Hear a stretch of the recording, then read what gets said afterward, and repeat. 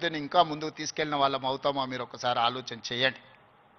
అందుకే ఈరోజు చాకలి ఐలమ్మ యూనివర్సిటీకి పేరు పెట్టడమే కాదు, 500 కోట్ల రూపాయలు ఇచ్చి అభివృద్ధి చేసి ప్రతి తెలంగాణ ఆడబిడ్డ చదువుకోవాలి, రాణించాలి అని చెప్పి చాకలి వీరనారి చాకలి ఐలమ్మ యూనివర్సిటీకి 500 కోట్ల రూపాయలు నిధులు ఇచ్చి ఈరోజు ఒక అద్భుతమైన పోటీ పడగలిగే యూనివర్సిటీగా తీర్చిదిద్దుతున్నాం. మరి ఒక మహిళా యూనివర్సిటీకి 500 కోట్ల రూపాయలు ఇస్తే మా ప్రొఫెసర్ గారు, మా వైస్ ఛాన్సలర్ గారు 5 కోట్లు 10 కోట్లు అడుగుతున్నారా? అడగడానికి కూడా మా వాళ్ళకు పేదరికం ఉన్నది.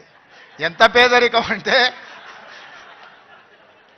అడగడానికి కూడా 100 అడిగితే ఏమనుకుంటారో 100నా అని అనుకునే పరిస్థితిలో మా వైస్ ఛాన్సలరు మా అడ్లూరు లక్ష్మణ్ అంటే వాళ్ళ పేదరికం వాళ్ళని పెద్ద నెంబర్ ఆలోచన చేయడానికి కూడా అడ్డుపడుతున్నది.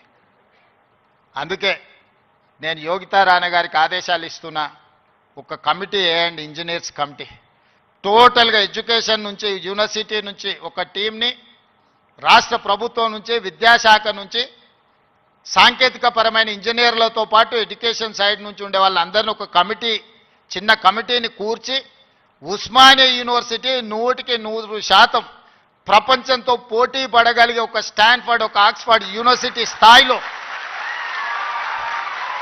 మనకేం తక్కువ 3 లక్షల కోట్ల రూపాయల బడ్జెట్ ఉంది. ఎవడో 1,00,000 కోట్లు కట్టింది, కూలింది, పోయింది, 1,00,000 కోట్లు గంగలో పోయింది, గోదావరిలో పోయింది. మీకోసం ఒక 1000 కోట్లు ఖర్చు పెట్టడానికి మాకేమన్నా దరిద్రం ఉందా? నేను స్పష్టంగా చెప్పదలుచుకున్నా, ఈ సంవత్సరం విద్యాశాఖ కోసము 40,000 కోట్లు ఖర్చు పెట్టిన 40,000 కోట్లు ఈ సంవత్సరం young India integrated residential schools 100 నియోజకవర్గాలలో 100 young India integrated residential schools, ఒక్కొక్క స్కూల్కి 25 ఎకరాల స్థలం, 200 కోట్లు, 20,000 కోట్ల రూపాయలు ఈరోజు యంగ్ ఇండియా ఇంటిగ్రేటెడ్ స్కూల్స్కి నేను సంతకం పెట్టించిన.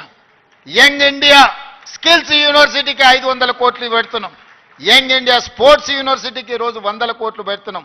యంగ్ ఇండియా పులీస్ స్కూల్స్కి ఈరోజు మనం 100-200 కోట్లు ఖర్చు పెడుతున్నాం. నేను అడుగుతున్న మిత్రులారా, ఈ ఉస్మానియా యూనివర్సిటీకి ఏమి ఇచ్చినా తక్కువే, ఎంత ఇచ్చినా తక్కువే. ఇది చరిత్ర కాలగర్భంలో కలవద్దు. ఇది చరిత్రకు ఎప్పుడు నిటారుగా నిలబడ్డ సజీవ సాక్షిగా ఉండాలి ఉస్మానియా యూనివర్సిటీ. ఏం కావాలనో అడగండి, అడగకపోతే మీ పేదరికమే, అడగకపోతే మీదే పేదరికం. అది నా తప్పు కాదు, అది మీ తప్పు, మీ పేదరికం తప్పు. మీ ఆలోచనల్ని సవరించుకొని అంచనాలను వేసుకొని ఏమేం కావాలనో చెప్పండి, అన్నిటిని ఇచ్చే బాధ్యత నాది. దీన్ని ఒక అద్భుతమైన యూనివర్సిటీగా, ఈ యూనివర్సిటీ లేకపోతే తెలంగాణకు చరిత్రనే లేదు. తెలంగాణ చరిత్రను నిక్షిప్తం చేసే యూనివర్సిటీ ఉస్మానియా యూనివర్సిటీ. తెలంగాణ పదానికే ప్రత్యామ్నాయం ఉస్మానియా యూనివర్సిటీ. అలాంటి తెలంగాణకు ప్రత్యామ్నాయమైన ఉస్మానియా యూనివర్సిటీ, సిద్ధాంతాలకు వేదికైన ఉస్మానియా యూనివర్సిటీ, ఓ గద్దరన్నను, ఓ జార్జి రెడ్డిని ఇచ్చిన ఉస్మానియా యూనివర్సిటీ, ఓ జైపాల్ రెడ్డిని, ఓ పివి నరసింహారావుని ఇచ్చిన ఉస్మానియా యూనివర్సిటీని తెలంగాణ రాష్ట్ర సాధనలో ముందు భాగాన నిలబడి తెలంగాణ సాధించిన ఉస్మానియా యూనివర్సిటీని ఇలా గాలికి వదిలేయడం బాధ్యతను ఒకసారి ఆలోచన చేయండి. అందుకే మిత్రులారా, ఏమైనా అంచనా వేసుకోండి, ఏమేం కావాలనో నాకు చెప్పండి. మళ్ళీ నేను వస్తా. ఠాగూర్ ఆడిటోరియం కాదు, ఠాగూర్ ఆడిటోరియం కాదు. మా వీసీ గారికి, మా పోలీస్ సిబ్బందికి చెప్తున్నా, ఆ ఎల్ల నేను వచ్చిన రోజు క్యాంపస్ లోపల ఒక్క పోలీసు కూడా పెట్టకండి. ఏ విద్యార్థులు ఏ నిరసన అయినా తెలపనియండి, నిరసన తెలిపే స్వేచ్ఛ కూడా వాళ్ళకి ఇద్దాం. ఆర్ట్స్ కాలేజ్ ముందు మీటింగ్ పెడతా, మీకు కావలసిన 100 కోట్ల నిధులు ఇస్తా. మళ్ళీ మీటింగ్ ఆర్ట్స్ కాలేజ్ దగ్గరనే, అక్కడ ఇక్కడ కాదు.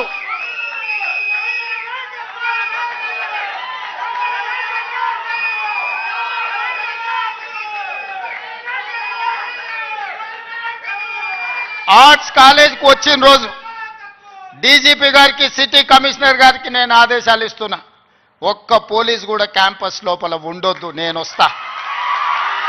ఎవరు వీళ్ళు? మా తమ్ముళ్ళు, మా చెల్లెళ్ళు తండాలలో, గూడాలలో, మారుమూల పల్లెల్లో పేదరికం రుచి చూసి అభివృద్ధి జరగాలి, డాక్టర్లు, లాయర్లు, ఇంజనీర్లు కావాలి, ఐఏఎస్లు ఐపీఎస్లు ఐఎఫ్ఎస్లై ఈ దేశ నిర్మాణంలో భాగస్వాములు కావాలని ఇక్కడికి వచ్చిన వాళ్ళను ఆనాడు ఉన్నాయన గొర్రెలు బర్రెలు చేపలు పెంచుకోండి అంటే ఈరోజు డాక్టర్లు లాయర్లు ఇంజనీర్లు కాండి ఐఏఎస్లు ఐపీఎస్లు కాండి అని నేనంటున్నా. నేను రావద్దా? ఎందుకు రావద్దు? గొర్రెలు బర్రెలు చేపలు పెంచుకునేటోనికి నేను రావద్దని కోరుకుండొచ్చు, కానీ డాక్టర్లు లాయర్లు ఇంజనీర్లు ఐఏఎస్లు ఐపీఎస్లు అయ్యే విద్యార్థులకు నేను రావద్దని నన్ను అడ్డుకోవాలన్న ఆలోచన ఎందుకు ఉంటుంది? ఒకవేళ అడ్డుకుంటే వాళ్ళు వేసే యక్ష ప్రశ్నలకు సమాధానం చెప్పే చిత్తశుద్ధి నాకుంది. తెలివి ఉందా లేదా పక్కన పెడితే నాకు చిత్తశుద్ధి ఉంది.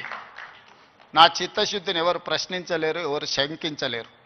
అందుకే మీరు అంచనాలు పెంచండి, అంచనాలు వెయ్యండి, అన్ని వివరాలు సేకరించండి.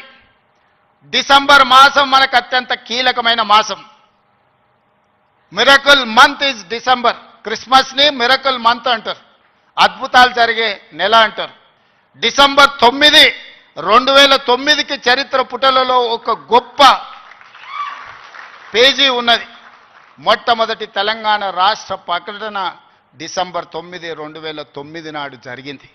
అందుకే డిసెంబర్ నెల అంటే నాకు అత్యంత ఇష్టం. మళ్ళీ డిసెంబర్లో ఆర్ట్స్ కాలేజ్ దగ్గర మీటింగ్ పెట్టండి, నేను వస్తా. మీకేం కావాలో అక్కడికక్కడ అన్ని మంజూరు చేసి జీవో ఇచ్చిపోతా. మొత్తం లెక్క పెట్టండి, ఏం పనులు కావాలో నాకు చెప్పండి. అన్ని రిక్రూట్మెంట్స్తో సహా మీరు ప్రణాళికలు చేసుకోవాల్సింది. నేను మంజూరు చేసేదే నా బాధ్యత. పబ్లిక్ సర్వీస్ కమిషను ఆనాడు గ్రూప్ 1 పరీక్షా పత్రాలు జిరాక్స్ సెంటర్లలో పల్లి బఠానీల కింద అమ్ముకుంటే పబ్లిక్ సర్వీస్ కమిషన్ని ప్రక్షాళన చేసి కొత్తగా నియమించి పరీక్షలు నిర్వహించి దాదాపుగా 85% ఎస్సీ ఎస్టీ బీసీ మైనారిటీలు ఈరోజు సెలెక్ట్ అయ్యే పరిస్థితి ఉంటే కొంతమంది అడ్డుకోవాలని కోర్టుకెళ్ళి స్టే తీసుకొచ్చి సంవత్సరాల కొద్దీ 2011లో పబ్లిక్ సర్వీస్ కమిషన్ గ్రూప్ 1 పరీక్షలు జరిగితే 2025 వరకు మళ్ళీ పరీక్షలు జరగలేదు. 14-15 ఏళ్ల తర్వాత నేను పరీక్షలు నిర్వహిస్తే ఫలితాలను ప్రకటించకుండా అడ్డుకుంటారు. విద్యార్థులారా మీరు ఆలోచన చేయండి.